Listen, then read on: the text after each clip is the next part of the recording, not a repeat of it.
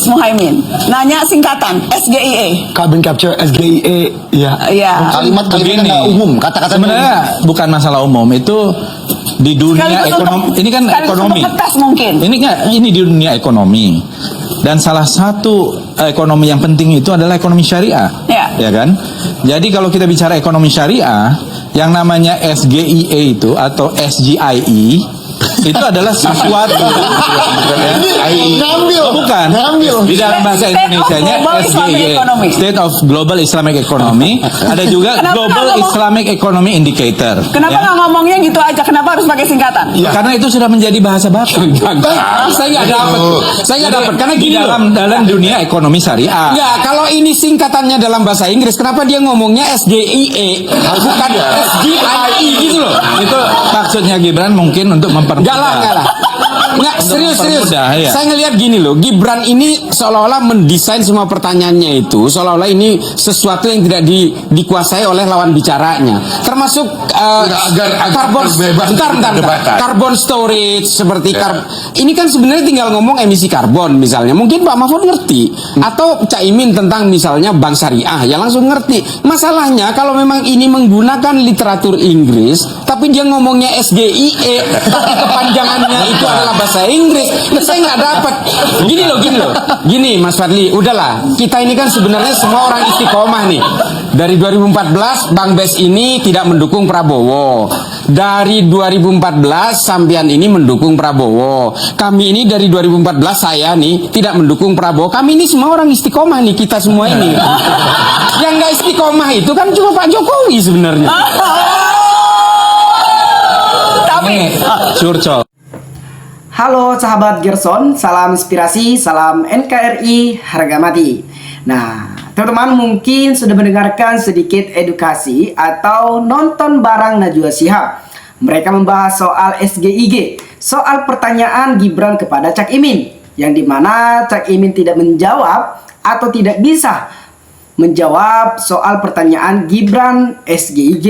Nah, pertanyaan tersebut sebenarnya tidak sulit. Bahkan tidak harus dipermasalahkan. Nah, yang menjadi masalah dengan pertanyaan Gibran tersebut, saya melihat mengutip pertanyaan Gibran tersebut karena saya melihat kesombongan Gibran terhadap Cak Imin. Seakan-akan Gibran ini lebih pintar daripada Cak Imin atau lebih berpengalaman dari Cak Imin. Tetapi kalau kita lihat soal pengalaman, tentunya Cak Imin lebih jauh daripada Gibran. Nah, apalagi Gibran kan masih muda. Kalau kita bahas sampai ke akar-akarnya, tentunya ini tidak selesai, teman-teman. Jadi kalau kita lihat pertanyaan tersebut, mengapa saya membilang atau mengatakan Gibran ini sombong? Karena pertanyaan Gibran kepada Cak Imin agak menyulitkan Cak Imin. Namun yang buat saya menilai Gibran ini arogan karena Gibran mengatakan kepada Cak Imin, "Mohon maaf, Gus. Soalnya terlalu sulit." Nah, di situ memperlihatkan karakter Gibran arogan atau sombong. Seakan-akan Gibran ini lebih berpengalaman, lebih pintar. Kita bisa lihat perdebatan tersebut, teman-teman, yang diadakan oleh KPU. Nah, kalau kita lihat memang anak muda harus memiliki karakter yang bagus, apalagi kepada orang tua. Sebenarnya pertanyaan itu tidak sulit. Yang menyulitkan itu karena disingkat, karena mungkin itu dari luar kepala Gibran. Nah, jadi kalau kita berbicara mengenai karakter, tentunya karakter seorang pemimpin itu harus mampu untuk menyikapi lawan bicara dan apalagi harus menyikapi audiens. Nah, apalagi di acara perdebatan pertama yang diadakan oleh KPU, debat capres antara Prabowo, Anies, dan Ganjar. Kita bisa lihat soal Prabowo Subianto yang saling sindir kepada Anies Baswedan. Tetapi yang lebih panas itu adalah Gibran yang mengajak audiens untuk menyuaraki atau mensorak-soraki lah kalau bahasa medannya. Jadi kalau kita lihat seperti itu memiliki karakter yang sombong, apakah teman-teman mau dipimpin oleh orang sombong atau arogan ketika nanti misalnya Gibran terpilih menjadi presiden, atau menjadi wakil dari Prabowo Subianto lah, karena dia kan wakil bukan presiden, beda wakil dan presiden. Nah, kalau kita lihat tentunya nanti kalau kita menyikapi orang yang temperamen atau temperamental yang memiliki sifat emosian, ketika nanti diperhadapkan masalah yang sangat besar namun emosinya tidak terkontrol, tentunya orang yang memang leadership dan berpengalaman tentunya harus bisa menguasai dirinya, karena akan ada perdebatan-perdebatan di luar sana. Apalagi nanti Rocky Gerung juga mengatakan Gibran ini kalau semisalnya Pak Prabowo tidak mampu lagi untuk belusukan, tentunya Gibran akan turun tangan. Nah, apalagi Gibran kan kita tahu belum.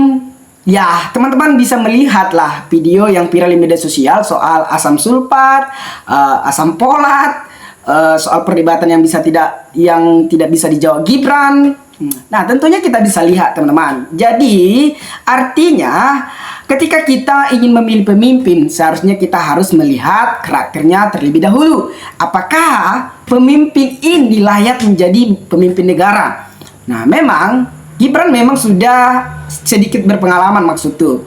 Kalau dibandingkan dengan saya, tentulah Gibran lebih berpengalaman karena saya kan masih kupu-kupu ya, masih mahasiswa. Saya ngomong saja masih berbelit-belit. Nah, tetapi kan tergantung karena kita tidak sombong, karena kita hanya menyuarakan suara rakyat yang harus dilontarkan di media sosial ini agar mengetahui sikap Gibran Rakabumi. Nah, kalau nanti ini akan terjadi, Prabowo misalnya menjadi Presiden Republik Indonesia di tahun 2024, ketika dia duduk, maka kabinet-kabinet Pak Jokowi akan dimundurkan atau diundurkan atau dihentikan. Kalau menurut saya, kalau filosofi saya.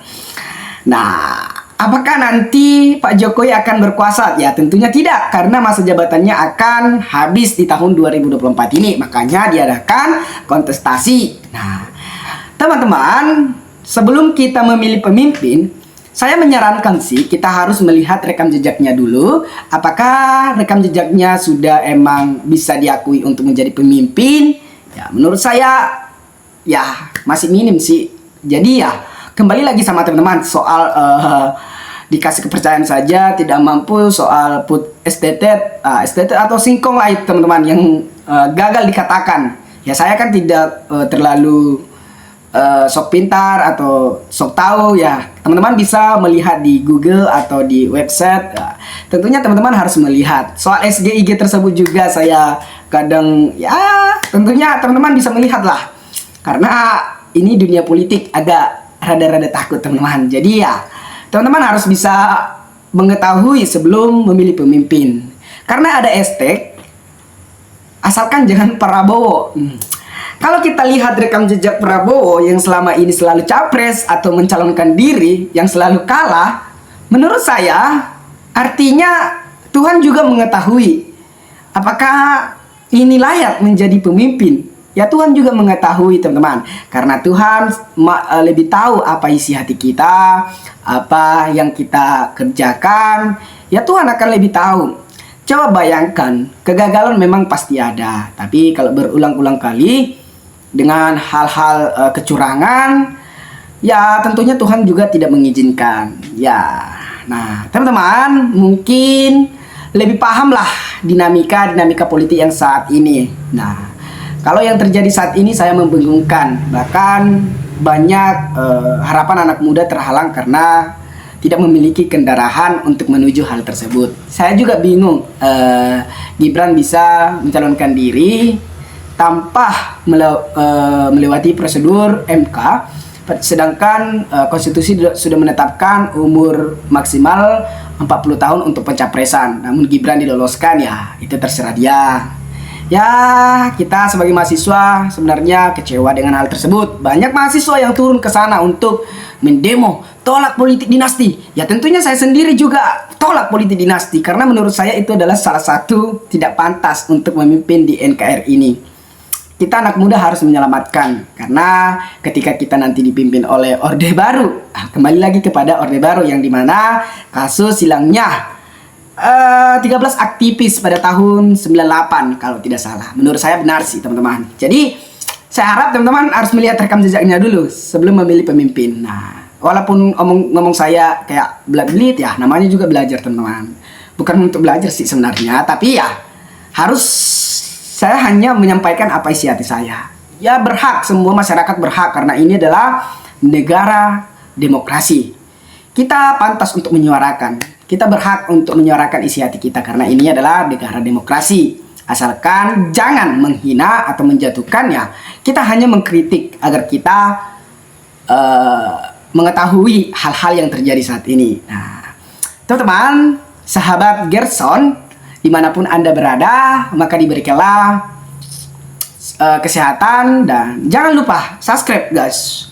Jangan sampai tidak di subscribe. Capek-capek aku buat video ini. Nah, teman-teman, dimanapun berada, maka berikanlah tanggapan teman di kolom komentar agar kita bisa saling tukar pikiran satu antara lain. Salam inspirasi, salam NKRI, sahabat Gerson menyampaikan. Nah, salah satu lagi.